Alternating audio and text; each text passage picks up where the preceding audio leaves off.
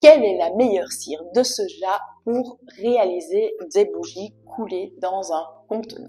Aujourd'hui, je vais tenter de répondre à une question qui me revient régulièrement. Quelle cire dois-je choisir pour couler une bougie avec de la cire de soja? Eh bien, aujourd'hui, je vais passer en revue 3 marques de bougies, ou plutôt même 2 marques, mais 3 références de cire de soja pour bougies coulées qui sont les plus couramment utilisées par les fabricants de bougies coulées.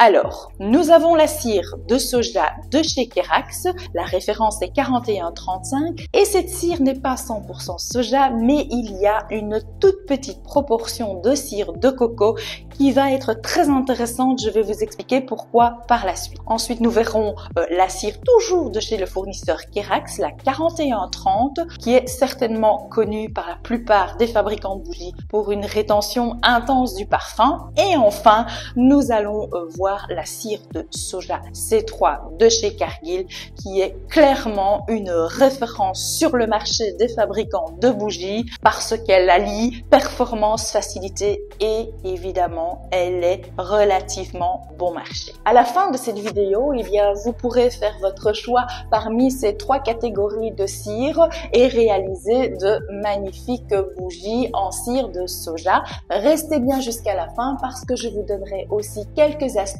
pour éviter les défauts les plus courants. Nous allons commencer par la cire de soja de chez Kerax, la 4135, qui est un mélange de soja majoritairement avec une petite addition de cire de coco et nous allons voir l'avantage d'avoir intégré un petit peu de cire de coco dans ce mélange. Nous allons voir ça tout de suite, mais tout d'abord passons en vue ses propriétés techniques. Je vous rappelle, le point de fusion, c'est la température à laquelle la cire va changer d'état, donc passer de son état solide à son état liquide ou inversement, et donc ce point de fusion est de 42 à 48 degrés. La température de coulage recommandée est de 50 à 55 degrés. Attention de toujours bien prendre en compte la température de votre espace de travail. Je vous remets une vidéo qui traite de ce sujet en haut de l'écran. Et enfin, la capacité de la fragrance de cette cire qui peut être jusqu'à 10%. Alors, les avantages de cette cire, c'est très facile, il y en a 3. Premier avantage, c'est que vous allez réduire très fortement cet effet de frosting. Alors, je vous rappelle que l'effet de frosting, c'est effectivement la cristallisation de cette cire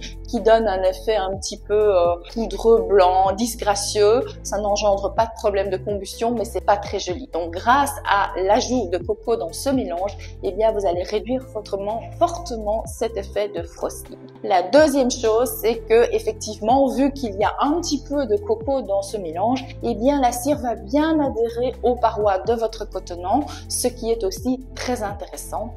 Et enfin, et ça c'est de nouveau pour un aspect assez esthétique, la surface de la cire lorsqu'elle est refroidie sera légèrement satinée et à nouveau c'est grâce à l'ajout d'un petit peu de coco dans ce mélange. Cette cire a aussi des inconvénients, j'en ai relevé 2. Alors le premier c'est parce qu'il y a de la cire de coco, elle est simplement un peu plus coûteuse, voilà, il faut le savoir. Et le deuxième inconvénient c'est qu'elle va nécessiter un petit peu plus de tests de combustion pour ajuster le dosage de parfum parce que comme vous avez un mélange de 2 cires, les cires ne réagissant pas exactement de la même manière à l'intégration du parfum et à son dosage, vous allez peut-être devoir faire un petit peu de tests supplémentaires, mais une fois qu'ils sont faits et c'est parti pour la production. La deuxième cire que nous allons voir ensemble, c'est toujours la cire du fournisseur Kerax, mais c'est maintenant la référence 4130.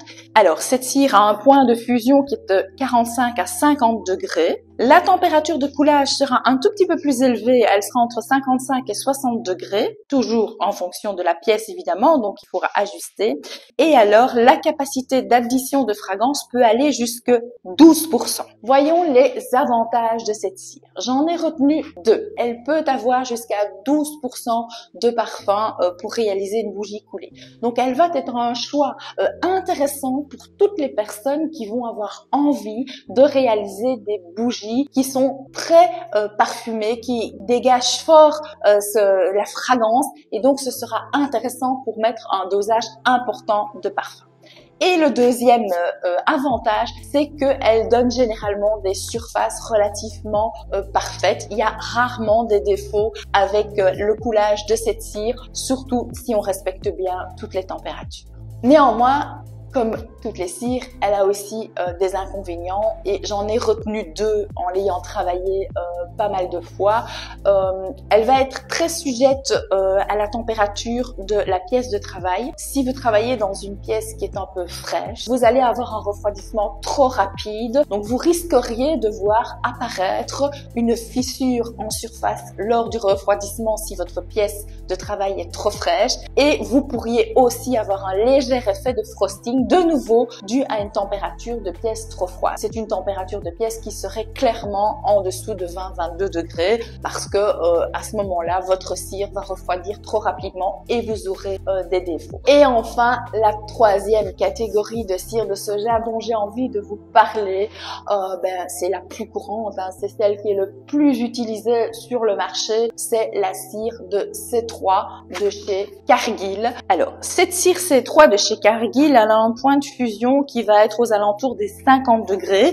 Vous allez avoir une température de coulage qui peut pouvoir aller de 50 à 65 degrés et une capacité de fragrance qui peut aller jusque 10%. Alors, cette cire, elle a de nombreux avantages et elle a surtout l'avantage d'être connue depuis de nombreuses années. C'est une des premières qui est apparue sur le marché de la fabrication de bougies. C'est une cire qui vient des États-Unis. Vous savez que les États-Unis sont des pionniers dans la fabrication de bougies. Cette cire a été éprouvée de nombreuses fois et donc forcément, il y a moyen d'en tirer beaucoup de conclusions sur la fabrication de bougies avec cette cire C3. Moi, j'ai retenu 3 avantages de cette cire de soja C3. Le premier avantage, c'est qu'elle a une bonne adhésion au contenant. Franchement, c'est quand même pas mal, surtout si vous chauffez bien votre contenant à 50 degrés. La deuxième chose, c'est qu'elle restitue pas mal du tout le parfum à 10%, entre 1 et 10% bien sûr, vous savez, c'est 7 à 10% la moyenne qu'on utilise, mais franchement, elle a une très bonne restitution du parfum, surtout pur, et vous pouvez l'améliorer avec des additifs. Et enfin, comme je vous l'ai dit, elle est très connue, très répandue, et elle a un coût vraiment très accessible, elle est bon marché. Évidemment, comme toutes les cires qu'on a déjà vues jusque maintenant, elle a plusieurs inconvénients. Moi, j'en ai retenu deux qui sont quand même relativement importants. Il y a toujours des solutions évidemment, mais retenez que la cire de soja C3, la première chose, c'est qu'elle est quand même sujette au frosting, donc vous risquez d'avoir ce défaut apparaître. C'est assez régulier. Vous pouvez évidemment trouver des astuces pour pallier à ce problème et j'en parle à la fin de cette vidéo. Et le deuxième inconvénient, c'est que comme c'est une cire qui a un point de fusion plus élevé et qui est un petit peu plus dur, vous pourriez, lorsque vous remplissez des contenants légèrement plus hauts, avoir une espèce de petite panse de vache comme ça qui se crée au niveau du refroidissement, donc une légère rétraction, et donc pour avoir un fini totalement parfait, ça pourrait, suivant la hauteur de cire que vous mettez, nécessiter un second coulage, donc un peu plus de travail.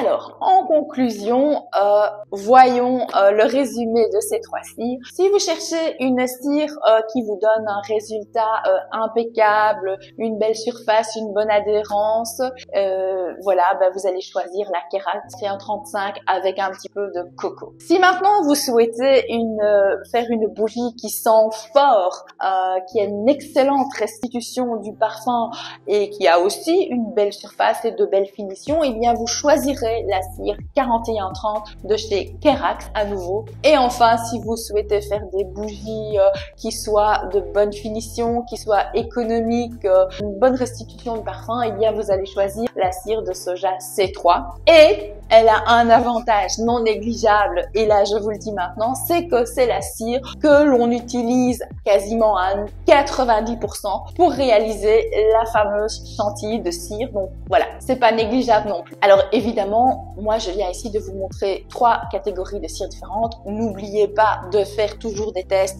acheter 1 kg voire 2 kg de chacune des 3 et essayez de voir celle qui vous conviendra le mieux, puisque vous n'oubliez jamais que le paramètre parfum et température seront toujours importants dans le résultat final de votre bougie. Donc, en fonction de ce que vous avez envie de réaliser et dans la pièce dans laquelle vous allez travailler, eh bien, vous ferez le bon choix, j'en suis sûre. Je vous l'avais promis, à la fin de cette vidéo, c'est de vous donner quelques astuces pour remédier aux défauts les plus courants. Et donc, commençons par le frosting. Surtout, vous ne devez pas travailler dans une pièce qui a une température à 20-21 degrés. Et la deuxième chose, c'est que pour éviter cela, vous allez essayer de couler un petit peu plus bas. Essayez de vous rapprocher de ce moment où votre cire devient légèrement trouble. Comme ça, votre bougie va refroidir plus lentement et à ce moment-là, il y aura moins de choc thermique et vous allez essayer d'éviter ce frosting. Donc, adaptez la température de coulage à votre pièce en essayant de vous rapprocher du point où la cire commence à se troubler. Alors, pour limiter les rétractions de la cire de votre contenant, n'oubliez pas de bien chauffer votre contenant, surtout s'il est transparent, à 50 degrés. Et enfin, mon troisième astuce, c'est que vous allez essayer d'intégrer votre parfum quand la cire est aux alentours de 62 degrés. Alors, c'est vrai que le point d'éclair, je vous le rappelle, c'est la température à laquelle le parfum s'évapore et donc ne sent plus. Il est différent et vous avez des parfums qui montent à 100 degrés. Ça ne veut pas dire que vous pouvez comme ça intégrer votre parfum à une cire à 90 degrés, hein, on est d'accord. Essayez vraiment d'intégrer votre parfum à une température de 62 degrés. Mélangez bien pendant 2 minutes et vous allez optimiser la restitution de votre parfum car le parfum sera bien intégré aux molécules de cire. Et bien voilà, on est au terme de cette vidéo. J'espère qu'elle vous aura plu. N'hésitez pas, si vous avez envie de recevoir tous mes conseils et mes astuces et de me suivre, de vous abonner à ma chaîne, de me mettre un pouce et surtout d'activer la petite cloche pour ne rien manquer de mes nouvelles vidéos. Et je vous rappelle que vous pouvez télécharger mon guide offert ici sous la vidéo dans la description pour réaliser votre bougie parfumée avec tous mes astuces. Je vous dis à bientôt.